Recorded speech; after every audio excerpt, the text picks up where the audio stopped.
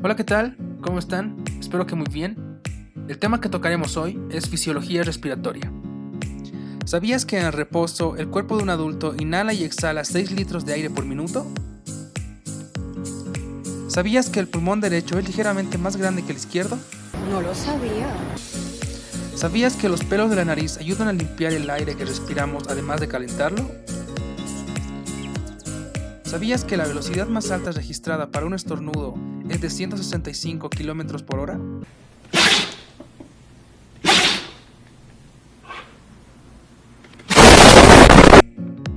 ¿Sabías que el área de los pulmones tiene aproximadamente el mismo tamaño que una cancha de tenis? ¿Sabían que los capilares pulmonares medirían 1600 kilómetros si los colocáramos uno detrás de otro? ¿Sabías que perdemos medio litro de agua al día a través de la respiración? Sí. ¿Sabías que una persona en reposo respira normalmente de 12 a 15 veces por minuto? Ajá, sí. ¿Sabías que el ritmo de la respiración es más rápido en los niños y las mujeres que en los hombres? Ahora quiero que me escuchen atentamente. ¿Te escucho?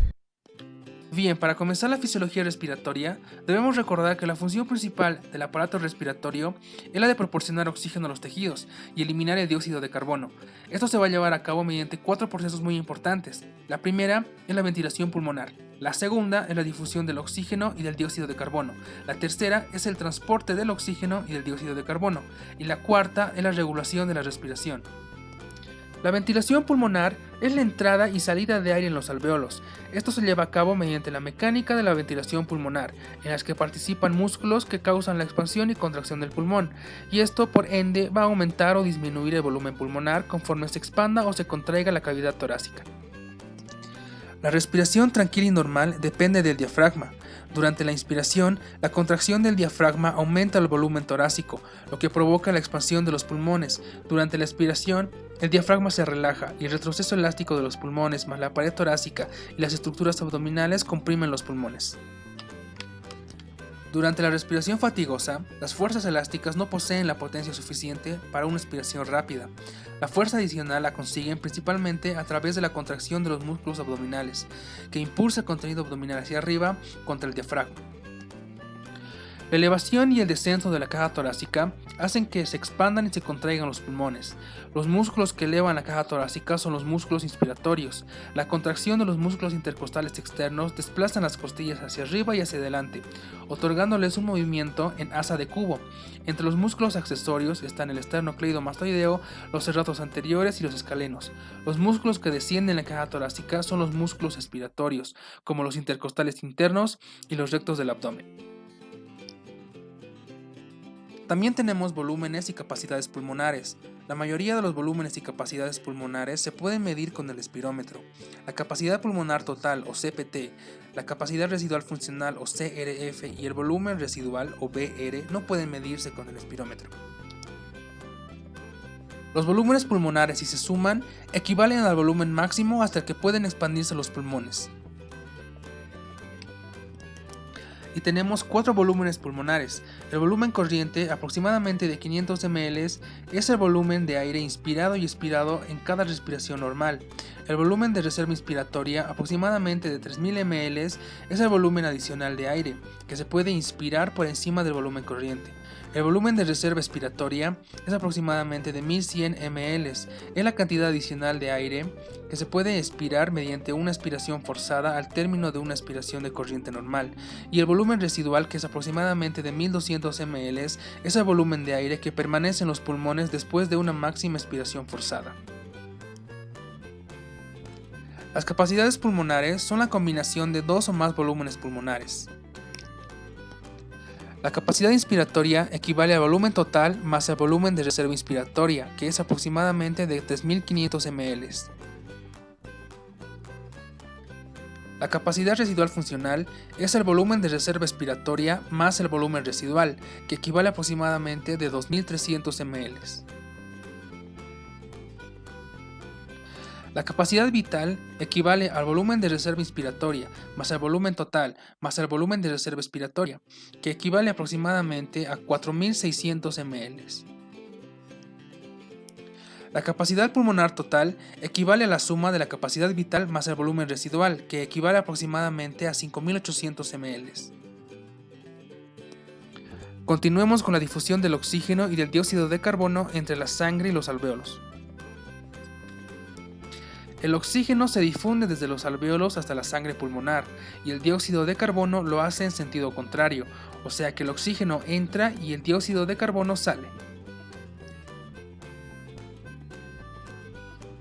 La difusión de gases se realiza en la membrana respiratoria.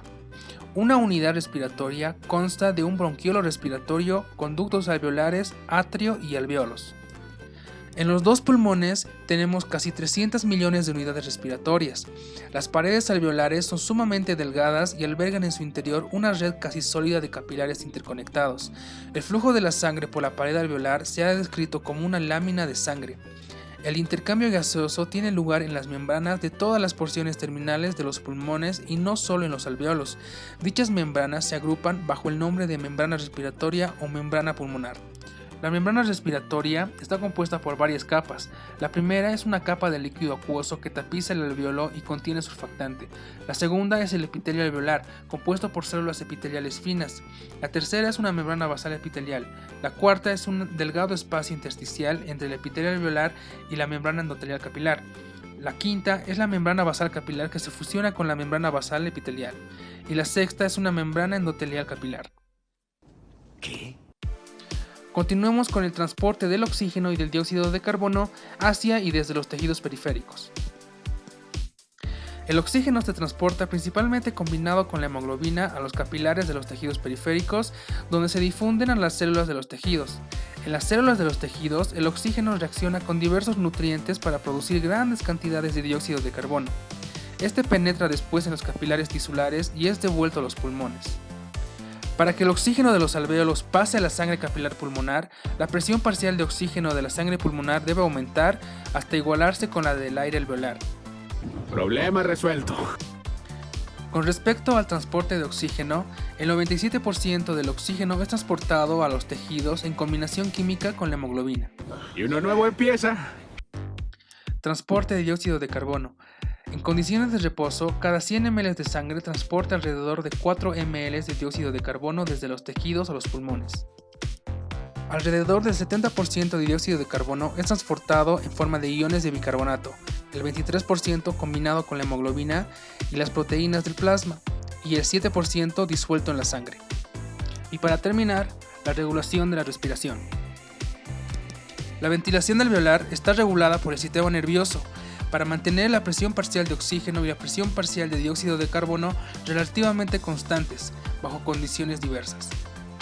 El centro respiratorio se componen de tres grandes grupos neuronales: el grupo respiratorio dorsal, el centro neumotáxico y el grupo respiratorio ventral. El grupo respiratorio dorsal es el responsable del ritmo básico de la respiración. Este grupo está situado en la porción distal del bulbo y recibe aferencias de los quimiorreceptores periféricos y de otros receptores a través de los nervios vago y glosofaringeo.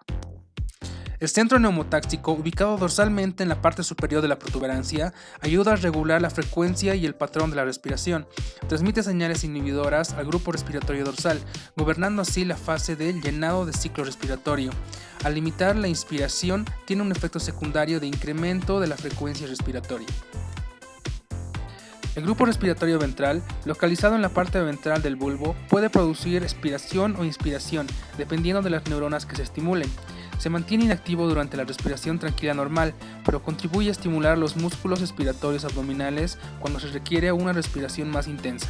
El objetivo final de la respiración es mantener concentraciones adecuadas de oxígeno, dióxido de carbono e hidrogeniones en los tejidos. Gracias por ver el video, espero que les haya gustado. Los invito a ver los videos de mis compañeros en este mismo canal. Y otra vez muchas gracias. Mi nombre es Jesús Mina. ¿Quién?